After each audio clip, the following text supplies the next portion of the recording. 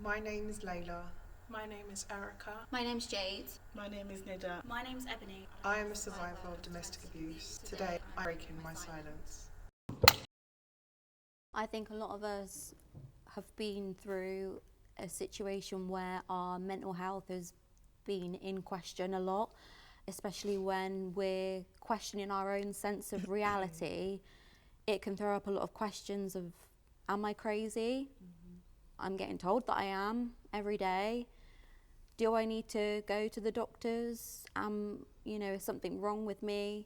Which, when you're in that situation, you do believe. You think at points, it is me, or I'm just having a bad day, or the blame is constantly on you as a victim to make everything okay and to not have any bad days, not have any hiccups. And I think it would just be really quite helpful for those who do have pre-existing mental health conditions to know that just because you have a mental health condition, or even if you don't, domestic abuse is domestic abuse. It is no way, to do with someone's mental health. Yeah, I think as women as well in particular, and as victims of domestic abuse, we're instantly vilified, especially when you are in poor mental health. So like living with PTSD and anxiety and depression and psychosis, all of the mental illnesses that you can think of. I feel like even now, with the help of therapy, because I go to therapy every week, as I mentioned, I started therapy just before I left my abuser. The triggers are still sometimes non-stop, and they don't always trigger me back to a particular incident with my abuser, but it could just be if someone knocks loud, like a delivery driver. If they knock loud enough on my door, that will send my mental health into complete disarray for days on end, because after that I'm constantly fearful that something is going to happen to me. Like, I'm living on the edge all the time. And I know that's a trauma response. Like, I know I've gone through therapy enough now to understand that's how my brain responds to what I've been through. But oh my God, having to live through that every day is just soul destroying sometimes. I feel like some parts are quite almost like habits for me now. So even though I don't feel at fear, I don't fear him anymore, and I don't feel at risk of violence, but it becomes so set to me that I wouldn't sit downstairs in my own house. I shut all the curtains, turn the lights off. Once the kids are in bed, I go to my room and I'll watch TV in my room and stuff. I don't sit downstairs or relax on the sofa. And it's just stuck with me that I do that standardly as routine now. And yeah. I'm the complete, my routine for sleeping and what I feel like is safe is the complete opposite. Like, I very rarely sleep in my own bed. I don't know why. And sometimes even the noise from outside, I don't even live on a particularly main road, but if there's a car that comes past in the middle of the night, that's it, I'll just be awake. Sleeping is, I think, probably one of the biggest struggles for me. That's the same as me. I would definitely say, to date, my biggest struggle is definitely sleeping.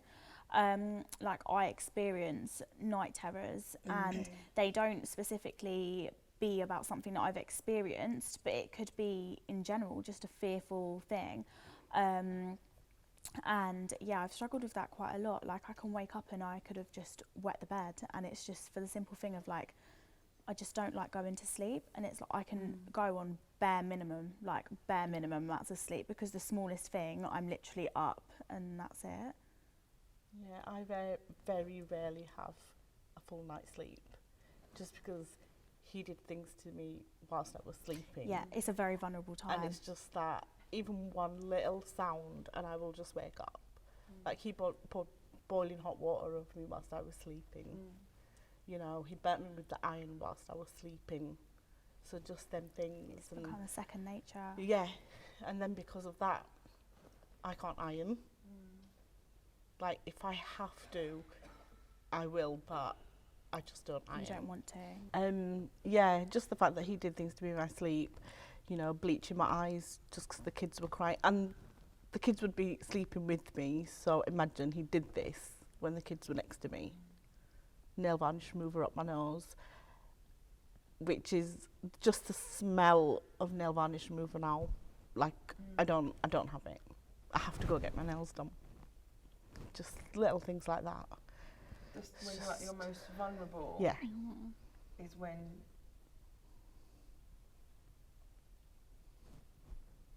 God, I'm so angry. It's like I can't even get the words out. I can't. It's absolutely like you can't even put your head down to rest, and that's why I was saying earlier, like it's not a bed of roses when you leave, but you know the bed you're sleeping in is safe because that person is not there. So although you still have these like triggers and little things that get to you, you know that like he's not there, and it's still kind of a comfort. Like, it's okay. Do you know what? I'm here. I'm so angry. Like that we have to live like this every day. Yeah. And I know that we can go to therapy, but therapy is so inaccessible for most of us because it's expensive. And the therapy that's offered on the NHS is not good enough. No, I went to the doctors numerous times, and she just said, oh yeah, you're suffering with anxiety and panic attacks. She was like, just take one of these a day, which was a beta blocker. She was like, take one of these a day. She goes, and you'll be just fine. I kept going back, and they referred me to counselling. It was really, really poor. Like, the woman was so uninterested. It was just beyond. I said it wasn't working for me, so they said I could go on the cognitive behavioural therapy waiting list. She said because it's so expensive, the wait is really long. That was in 2019. I've only just now in 2021 had my first initial assessment. Like, can you imagine? And that's not even always the right therapy for a survivor of trauma. Exactly. Because we need therapy that's trauma based. We don't. We're not the ones who need to change our behaviours. We now have to manage these triggers for the rest of our lives. Exactly. And sometimes it infuriates me, just like this moment right now, at the thought of not living a life where I'm free from it completely. Like, imagine that there's actually people that don't have this. I know. The thought that people can go to sleep at night and just put their head down and just switch off is just like bizarre, like really, really bizarre to me. Like, even with a new partner, like I watch him sleep sometimes and I just think, wow, it must be nice that you haven't suffered trauma and it shows. Like, because it is just so mental exhaustion. Yes.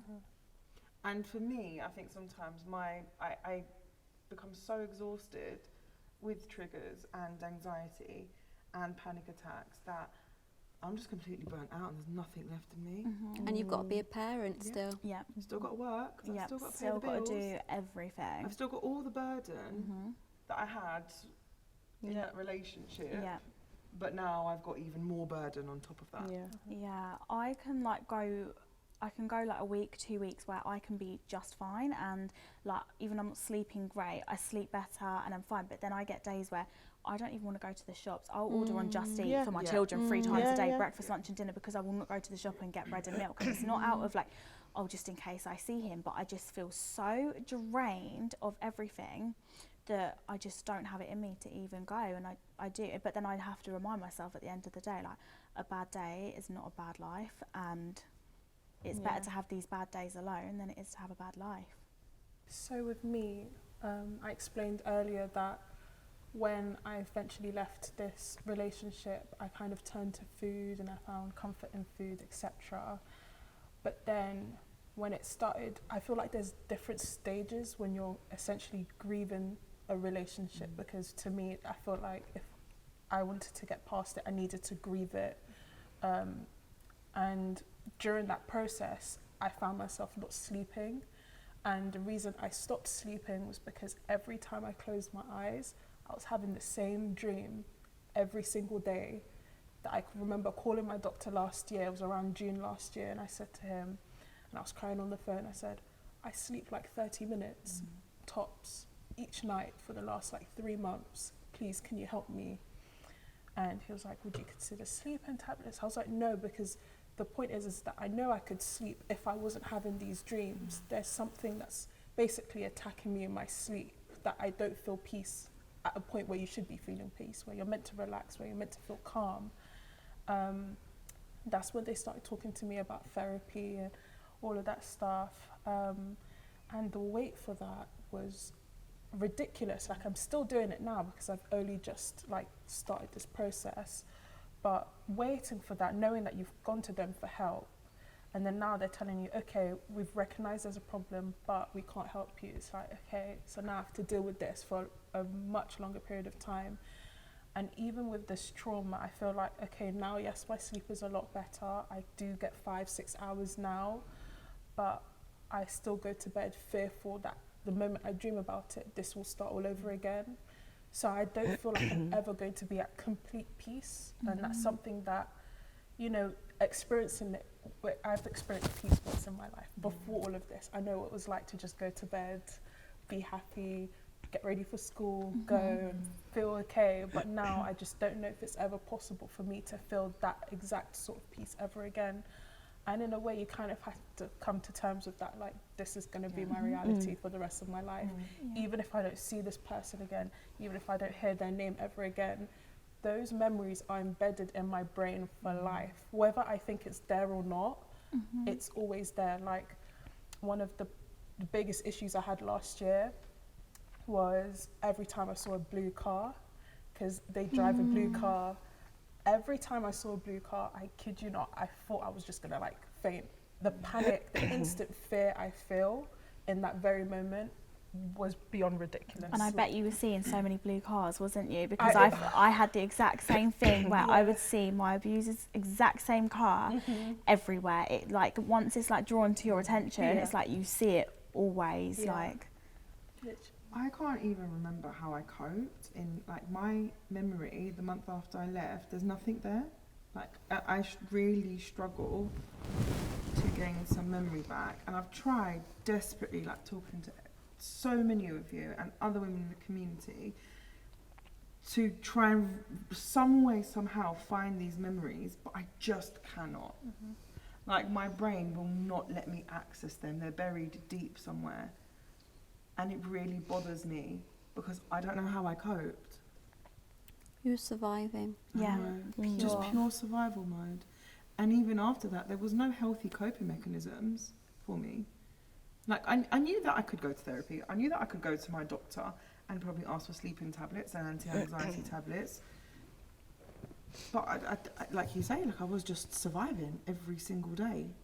I think what seems to be the main thing when we talk about our mental health and is in these relationships is, like Jade mentioned, is separating the fact that you're not being abused because you have depression or because you have PTSD, because a lot of abusers will use that against the victim as a weakness.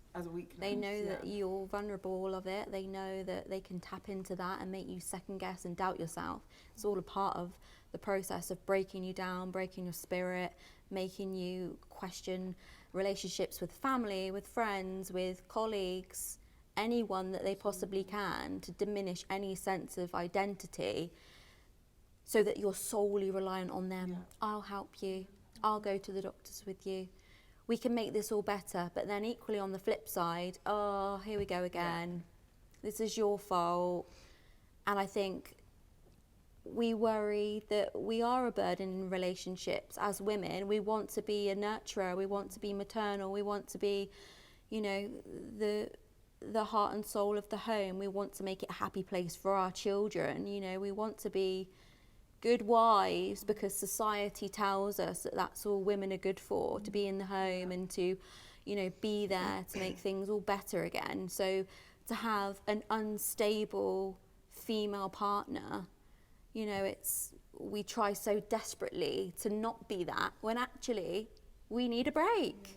We need someone to say, you know, that I'm not going to abuse you, I'm going to be there and support you. But abusers are incapable of caring about anybody but themselves. And also, I think, just to wrap this up, is I really want to include how so many female victims end up turning to alcohol, drugs, any kind of addiction, gambling, whatever, food, shopping, eating disorders.